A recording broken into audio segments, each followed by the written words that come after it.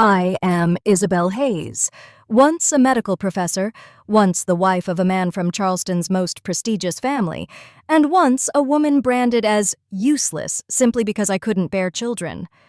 They called me a failure, a burden, a name best forgotten. Then, one Tuesday, in the middle of my quiet days shelving books at the community library, I received a wedding invitation from the very woman who had stolen my husband, inviting me to her own wedding, and my son, the boy I had chosen with every ounce of my heart, looked into my eyes and whispered, "Can we go, Mom?" I didn't know then that saying yes would unearth a truth buried for years, that a 7-year-old boy would do what no one in that glittering family had the courage to do, stand up and speak the truth about his mother. This story is not about revenge. It's about chosen love, and a garden that bloomed from pieces once believed to be broken beyond repair. The wedding invitation arrived on a Tuesday. I remember because Tuesdays were always the hardest, the day I used to have faculty meetings, back when I was Professor Hayes instead of just Isabel, the librarian who shelves returns at the Charleston Community Library.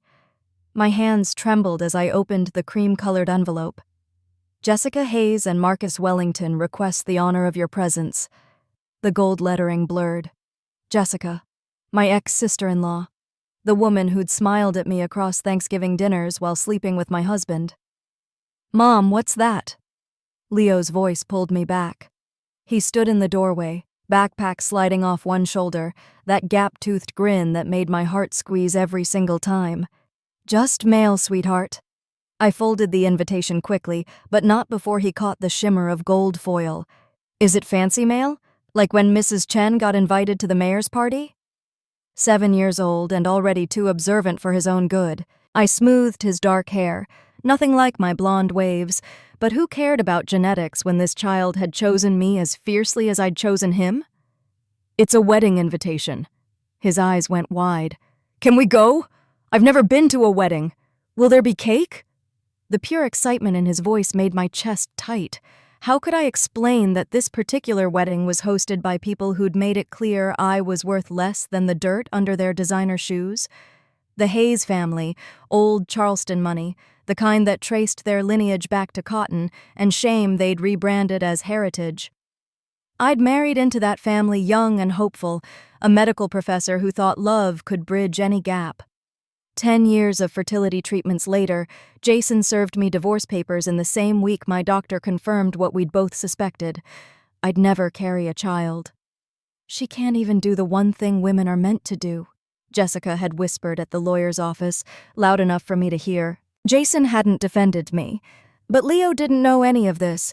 He just knew that his adoption finalization party 2 years ago had been the best day of both our lives, with grocery store cake and his daycare friends, and my promise that he'd never spend another birthday without someone who loved him more than breath itself. "Please, Mom." He clasped his hands together. "I'll wear my good shirt, the one with no dinosaurs." That's how I found myself RSVPing yes to my own humiliation. The Haye Estate looked exactly as I remembered, 3 stories of antebellum architecture trying desperately to make people forget what built it. Leo pressed his nose against the car window as we drove up the oak-lined driveway. "Mom, this place is huge. Do people really live here?" "Some people do." I'd lived here once, in the guest house Jason had suggested would be cozier than the main house, easier to hide the fertility clinic appointments, the hormone injections, the monthly disappointments. The valet looked at my 8-year-old Honda like it might contaminate the BMW in front of us. "Ma'am, staff parking is around back. We're guests." I handed him the invitation, watched his eyes widen at the Hayes name, then narrow when he realized I wasn't the right kind of Hayes anymore. "Right, well, don't block the premium spots." Leo tugged my hand as we walked toward the garden where pre-wedding tea was being served. "Why was that man mean to you?" "He wasn't mean, baby. Mean. Just confused." But Leo's frown told me he wasn't buying it. This child who'd spent his first 5 years in a group home had developed radar for cruelty that broke my heart. The garden party was in full swing, women in pastels that cost more than my monthly rent, men in seersucker pretending the South had always been genteel. I recognized Jason's Aunt Martha, his cousin Dale, business partners who'd stopped returning my calls the moment the divorce was final. "Isabel?" A familiar voice, dripping with false surprise. "We didn't think you'd actually come." Jessica stood before me in a white sundress, bold choice for a bride at her own pre-wedding event, but Jessica had always pushed boundaries. She looked exactly as she had 5 years ago, perfect blonde waves, perfect smile, perfect figure that had never betrayed her with emptiness. Leo wanted to see a wedding. I kept my voice steady, my hand firm on my son's shoulder. Jessica's gaze dropped to Leo, and something flickered across her face. "This is my son. Leo, say hello to Ms. Jessica." Leo, raised on library manners and bedtime stories about kindness, extended his hand. "Nice to meet you, ma'am. Thank you for inviting us to your wedding." Jessica stared at his small hand like it might bite her. Around us, conversations stuttered to a stop. The Hayes family knew about my infertility. Jason had made sure of that, explaining our divorce to anyone who'd listen. So who was this child?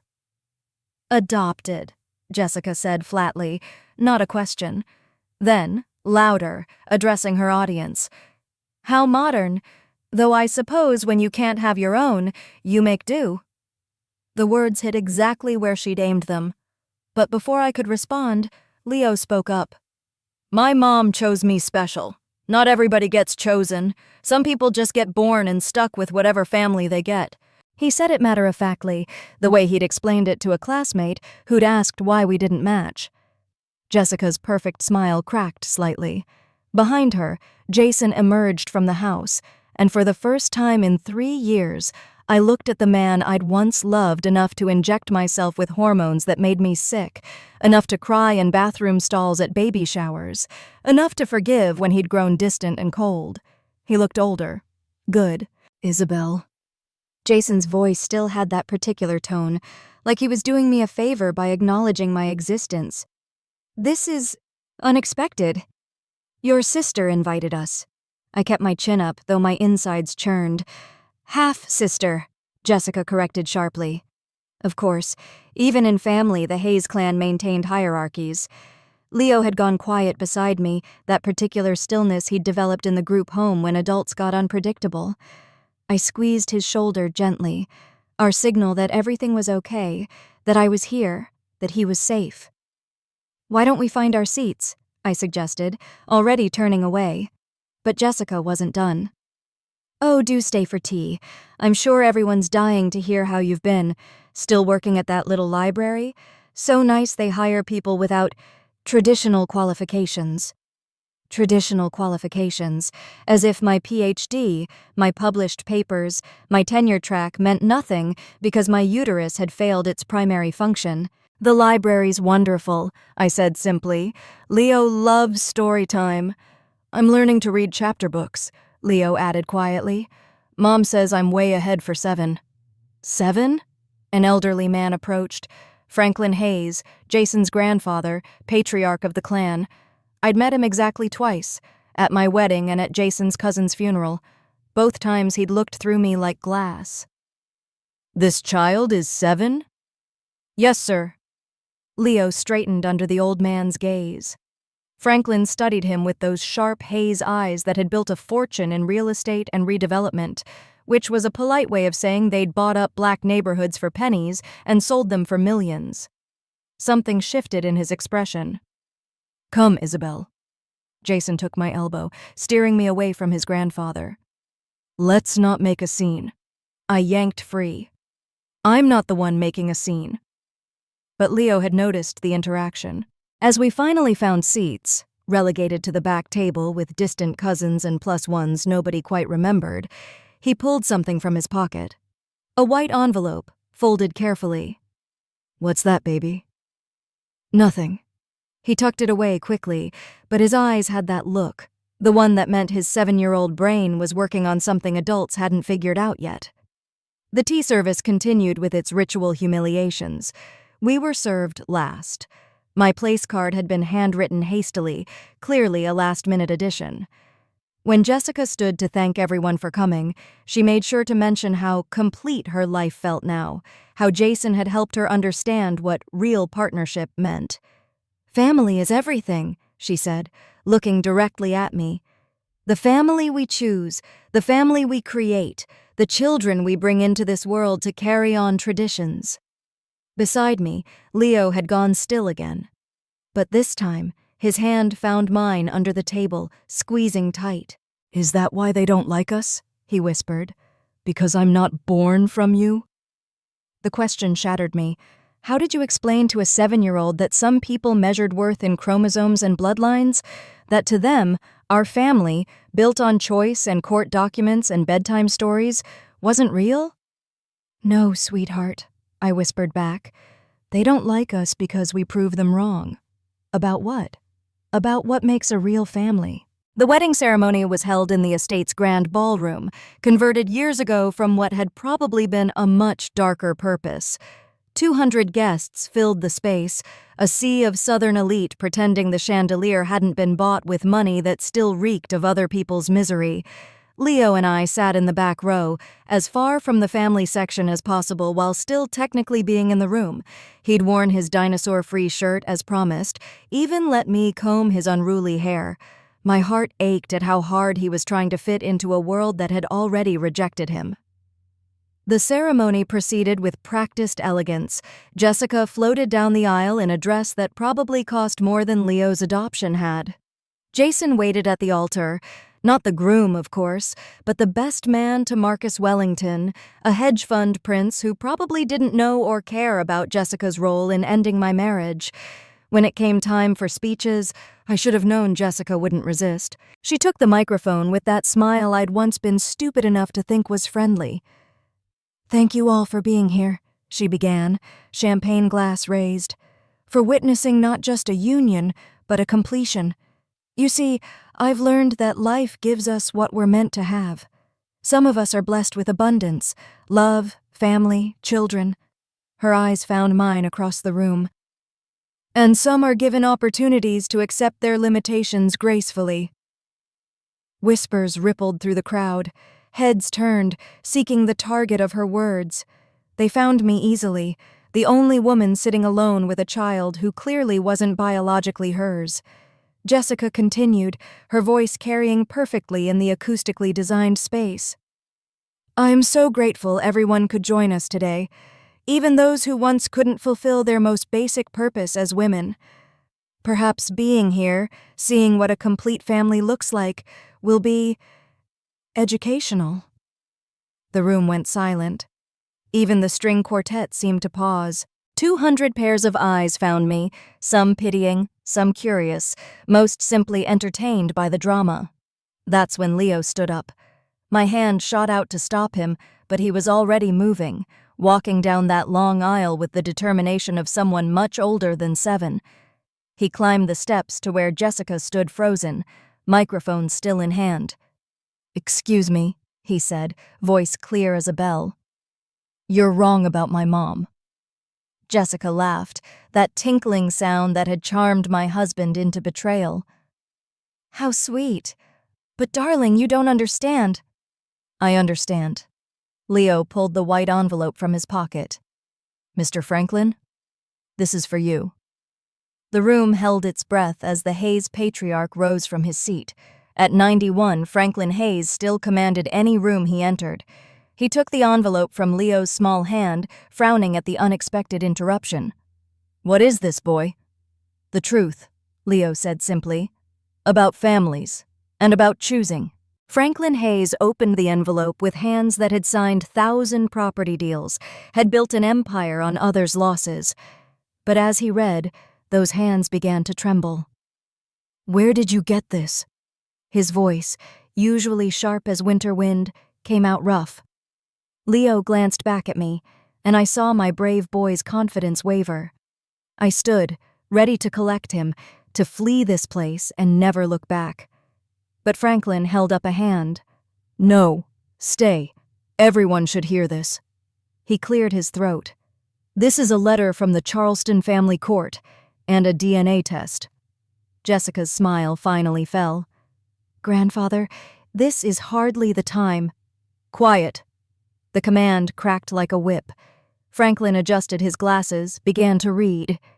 To Mr. Franklin Hayes, regarding the minor child Leo Maxwell Hayes, born March 15, 2018. This letter confirms that biological parentage testing indicates a 97% probability that the child is the biological grandson of Franklin Matthew Hayes, through his son Jonathan Hayes, deceased 2019. The ballroom erupted. Jonathan, Jason's younger brother, the family failure who'd drunk himself to death rather than live up to the Hayes name, who'd apparently left behind more than just bad debts and shame. Franklin continued reading.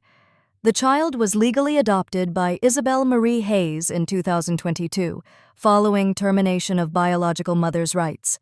Mrs. Hayes has provided exemplary care despite significant opposition from biological family members who expressed interest in the child only for purposes of public image, then withdrew upon learning of Mrs. Hayes's medical condition. My legs nearly gave out. Leo, my Leo, was Jason's nephew? How had I never...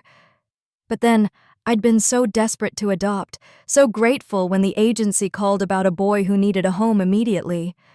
I'd never asked questions that might have led to him being taken away. "There's more." Franklin's voice had gone deadly quiet. "A letter from my son, written before his death. Dad, I know I've been nothing but disappointment to you, but I have a son. His mother can't care for him. I'm dying, and Jason says the family will take him, raise him right. But I heard them talking. They only want him if it looks good, if it helps the family image. The moment it's inconvenient, they'll dump him back in the system. There's a woman, Isabel, Jason's ex-wife. She wants a child so desperately it makes me ache to watch. She'd love my boy, really love him. If you have any humanity left, make sure she gets him. Don't let them use my son the way you all used me." The silence was complete now. Even the catering staff had frozen. Franklin looked up, finding me across the room. "You never knew." It wasn't a question, but I answered anyway. "No." "But you took him anyway. After my family. After we..." He stopped, composed himself. "After we made it clear you weren't welcome." He needed a home. I needed a son. Nothing else mattered. Leo had crept back to my side during the reading, pressed against me like he had those first weeks when nightmares woke him. I wrapped my arm around him, felt him trembling. "You knew?" I whispered to him. He shook his head. "Found the papers last week. In your desk. I was looking for tape." A pause. "Are you mad?" "Oh, baby. No. Never." Franklin stepped down from the platform, walked toward us with purpose.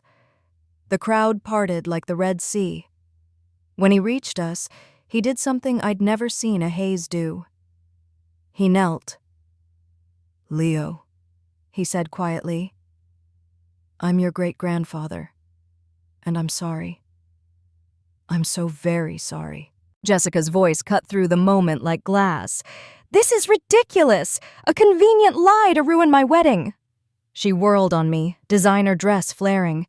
"You planned this. You've been planning this for years." "Jess." Jason stepped forward, face pale beneath his tan. "Stop." "No, I won't let her." She gestured wildly at me. "This barren witch who couldn't even..."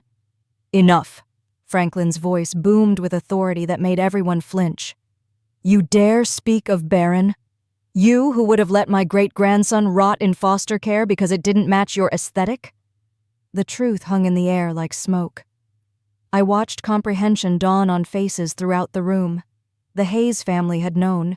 They'd known there was a child, their blood, and they'd chosen to let him go because taking him would have meant acknowledging me. "We didn't know she'd adopt him," Jason said weakly. "No," Franklin agreed.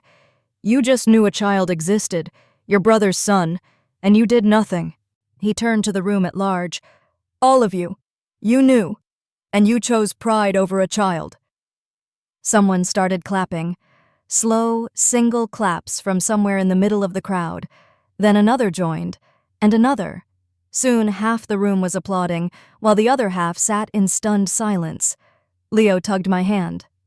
"Mom? Why are they clapping?" I knelt beside him, matching Franklin's position so we 3 generations formed an unlikely triangle. "Because sometimes, sweetheart, people recognize when wrong becomes right." "Is Mr. Franklin really my great-grandpa?" "Biologically, yes." Leo considered this with 7-year-old gravity. "But you're still my real mom?" "Forever and always." He nodded, satisfied, then looked at Franklin. "You were mean to my mom." Franklin's face crumbled. "Yes, I was." "Are you going to be mean again?" "No." "Promise?" "I promise." Leo studied him for a long moment, then extended his hand, the same gesture he'd offered Jessica hours earlier. This time it was accepted immediately. Marcus Wellington, the forgotten groom, finally spoke up. I think I need some air." He walked out, boutonniere crooked, probably re-evaluating his life choices. Jessica ran after him, wedding dress train dragging, calling his name. The string quartet, lost without direction, began playing what sounded like a funeral march before someone hushed them. Jason stood alone at the altar, where he'd been best man, looking at me with something I'd never seen in our 10 years of marriage. Respect. "Isabel," he said quietly, the microphone catching his words. "I owe you an apology. Not just for the divorce, not just for Jessica. For letting you believe you were less than. For making you feel broken when you were the only whole person in this entire rotten family." I waited for the satisfaction to hit. The vindication. The triumph. Instead, all I felt was tired. "I don't need your apology, Jason." I stood, lifting Leo onto my hip even though he was getting too big for it. "I have everything I need." The wedding, needless to say, didn't continue. Guests dispersed into the Charleston evening, carrying gossip that would fuel country club conversations for years. But I didn't care about any of that. Franklin insisted on driving us home himself, dismissing his driver. Leo fell asleep in the back seat of the Bentley, exhausted from being brave. I watched the familiar streets pass, processing everything and nothing. $30,000, Franklin said suddenly. "Pardon?"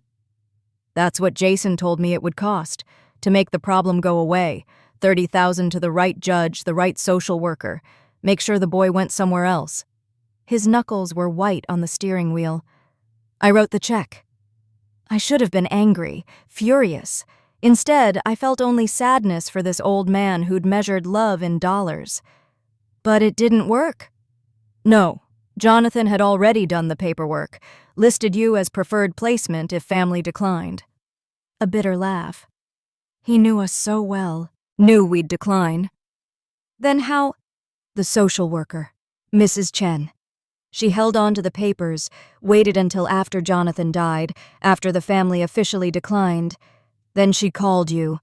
He glanced at me in the rearview mirror. "She returned the check."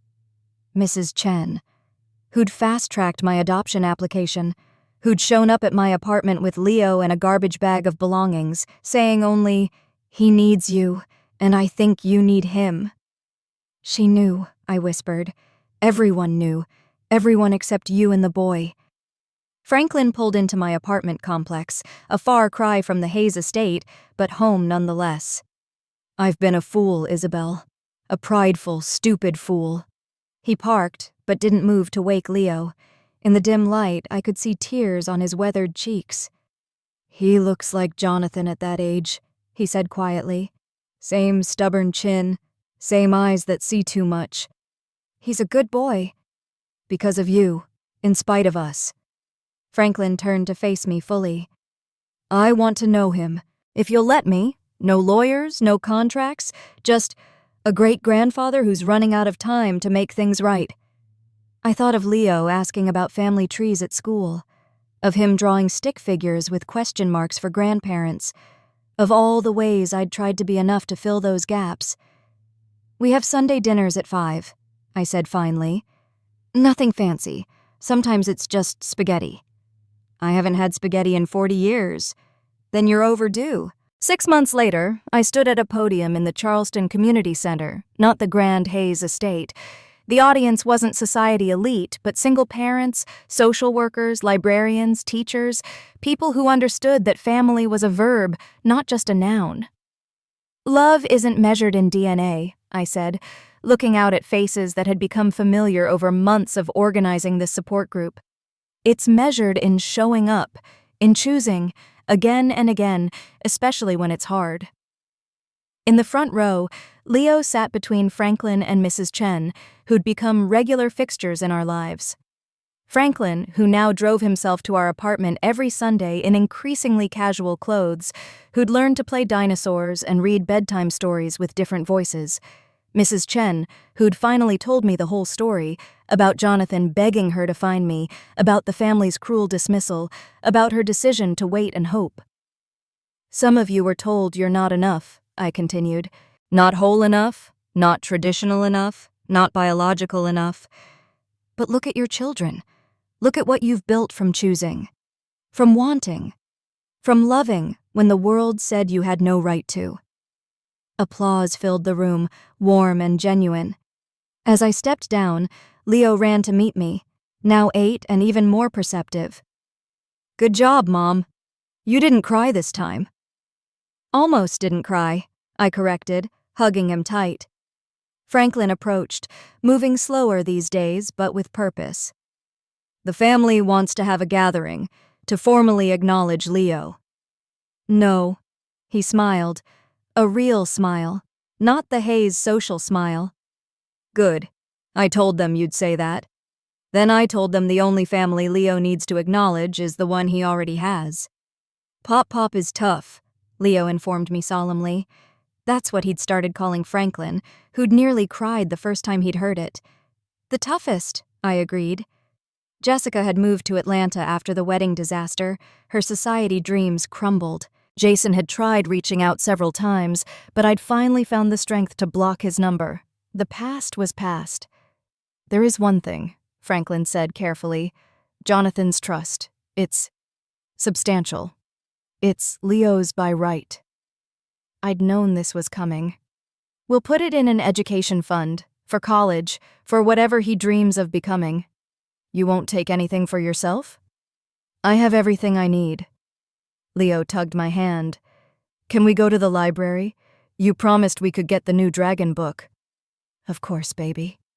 As we walked out together, my son, his great-grandfather, and me, I thought about the wedding that had changed everything, about cruel words meant to diminish me, about a 7-year-old boy brave enough to stand up and say, "You're wrong about my mom." Jessica had called me barren trash, had tried to shame me for the family I'd built from loss and longing. But here's what she never understood. Some gardens grow from seeds. Others grow from grafting, from careful tending, from choosing to nurture what others abandoned. Mine bloomed wild and unexpected, rooted in chosen love, and it was beautiful. Later that evening, as I tucked Leo into bed, he asked, "Mom, are you glad I showed the letter?" I smoothed his dark hair. Jonathan's hair, I knew now, but also Leo's own. What do you think? I think sometimes the truth needs help getting out. That's very wise. Mrs. Chen told me. She said sometimes we have to help love find its way. I kissed his forehead, breathing in his little boy smell of grass and library books. She was right.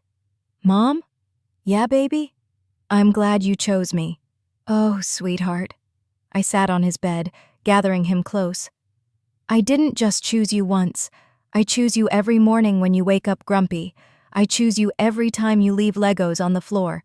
I choose you when you're brave and when you're scared and when you eat all the marshmallows out of the cereal box. He giggled against my shoulder. That was once. Twice. But who's counting? I pulled back to look at his face. I'll choose you forever, Leo Maxwell Hayes. My son. My heart. My greatest gift. Even though I'm not from your tummy? Especially because you're not. You came from somewhere even better. Where? From wanting. From hoping. From love so big it brought us together across all the odds. He considered this with 8-year-old wisdom. That's better than regular born. Much better. As he drifted off to sleep, I sat in the darkness of his room, thinking about families, about the one I'd lost and the one I'd found, about prejudice disguised as tradition and love disguised as duty. Tomorrow there would be school and work and Sunday dinner with Franklin. There would be library story time and homework battles and probably more Legos on the floor. But tonight, in this small apartment filled with secondhand furniture and first-rate love, I had everything. A son who stood up for me when the world tried to tear me down. A family built on choice rather than chance. And the knowledge that sometimes the best things come not from what we're given, but from what we choose to create, from the broken pieces. Jessica had been wrong about so many things, but most of all about this. I wasn't barren. I was a garden in full bloom,